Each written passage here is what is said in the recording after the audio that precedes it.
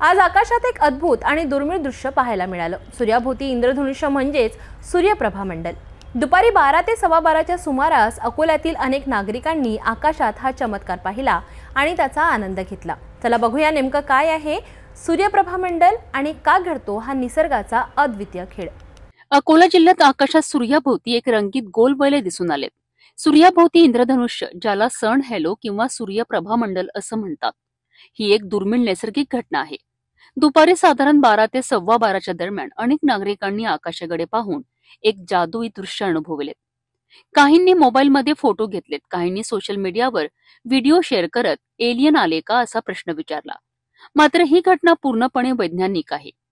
सूर्याभोवती असणारे हे वलय तयार होतं जेव्हा सूर्यप्रकाश पातळ व उंच सिरस ढगांमध्ये असलेल्या बर्फाच्या स्फटिकांमधनं जातो। या स्फटिकांमधनं प्रकाश वळतो, त्याचा अपवर्तन व परावर्तन होतो आणि आकाशात रंगीत गोल वलय तयार होतो। याला 22 डिग्री रिंग असंही म्हणतात, कारण हे वलय सूर्याभोवती 22 अंश अंतरावर दिसलं। इंद्रधनुष्य आणि सूर्यप्रभा मंडल यात महत्वाचा फरक आहे।